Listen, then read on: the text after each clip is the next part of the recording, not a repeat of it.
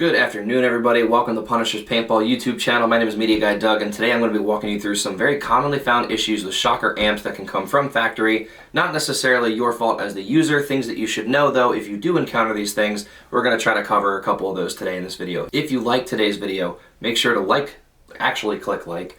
Make sure to comment, go ahead and subscribe to the channel if you haven't already, and then when you're done watching, if you decided you want to pick up a shocker amp or anything else from Punisher's Paintball, use the link in the description, and we'll catch you after the intro. I'm so free.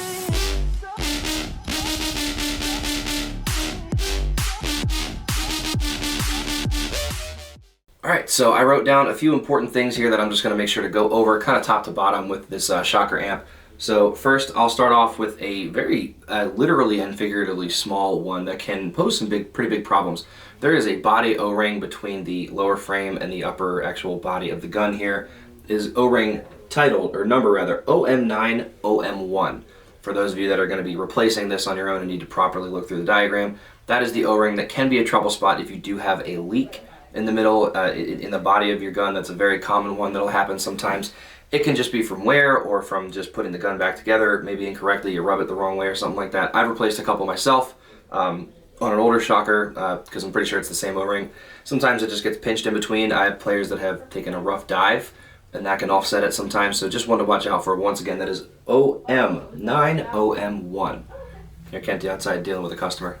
Anyway, next on the list here, this is a bolt O-ring. Now this is an older issue for the shocker amp, but still very notable because we did just have this pop up actually here at the store. So if you look here, I'm going to take this off and then pop the actual bolt out.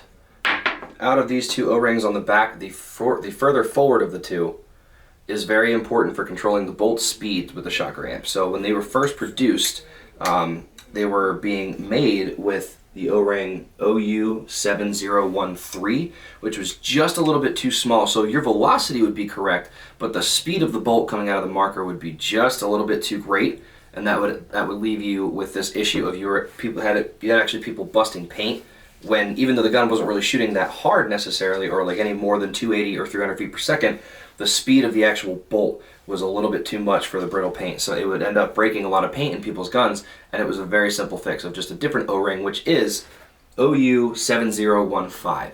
Once again, the proper O-ring for that foremost of the two rear O-rings on the actual bolt, the blue piece inside this bolt assembly, is OU7015. That is the proper O-ring if you're having issues with breaking paint and there's, no other feasible reason that it would be happening. You've got proper velocity, you're using decent paint, it's not broken in your loader, nothing like that, then I would suggest making sure that O-ring is correct. I'm just going to slide my display here forward a little bit.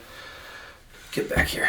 Alright, next up on my list, there is a spring inside the regulator. There's a couple springs that you'll see, but this one in particular that we're going to talk about is kind of small and a little harder to actually find. It's not as obvious. That spring inside the regulator is part number SPR035. SPR035. The issue that will commonly come up with this spring is if you have found that your shocker isn't quite reaching velocity, say if you're stuck in like the mid to low 200s and it can't quite get up to that 280, 300 that you really need to properly cross the field and actually play, you're going to want to replace that. It's a part that can go bad. You are going to have to replace parts on any marker no matter how well you take care of it over time.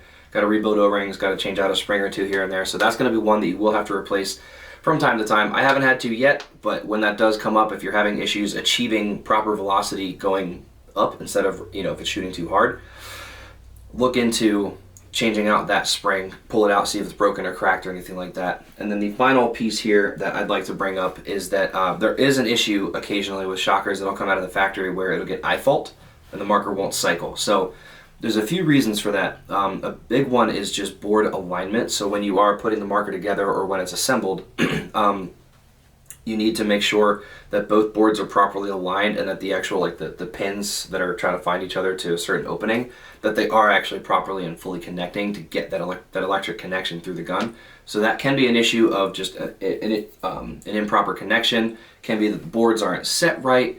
So that's where you take the marker apart, flip this part over, and make sure that that upper board, because it's a very thin, small board, is set right.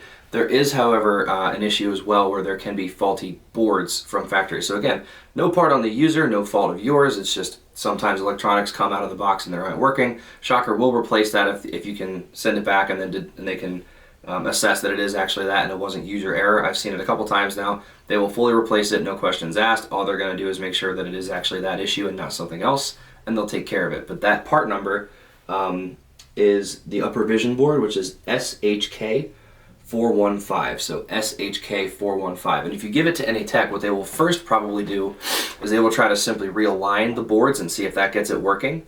And if it is in fact a faulty board, then that realignment may not fully fix it. It might work for a little bit and then stop working again, in which case bring it back in, tell them that, hey, you already did this, you already took care of trying to realign them, and it only helped for a little bit, now we're back to square one. In that case, they'll probably put in a board that they know works. They'll have like a control board is how I would imagine they would call it. They'll put that in, and if it makes your marker work completely flawlessly, consistently the whole time, then that's a good way to determine that the board just needs to be replaced, in which case they'll take care of that one for you. They'll just mark down the serial number and make sure that they have that logged. It helps them keep track of like, okay, it's every 2,000 boards or every how many boards that there is an issue. That kind of helps them with their QC so that they know how to prevent that going forward. So those are some really common issues with shocker amps, guys, that aren't user error by any means. It's just things that happen either over time or from factory that were never your fault. This is what to do about those issues. I really hope this was helpful. Please leave in the comments if there's any other weird but very consistent things you've seen with multiple shockers and different markers out there. We'd love to know and be able to kind of address those things for you guys maybe in another video. And if you guys would like to know how to tune your shocker trigger, I'm going to link that right up here for those of you that like to tinker and make your marker feel like it's really yours and just kind of get that trigger really smooth for you. But thank you guys very much for watching. Really appreciate your time here on the channel. Make sure you subscribe, please, and definitely like the video. Use the link in the description when you've decided that you want to pick up a shocker amp or any other marker from Punishers here, and we'll catch you in the next one. I'm so free.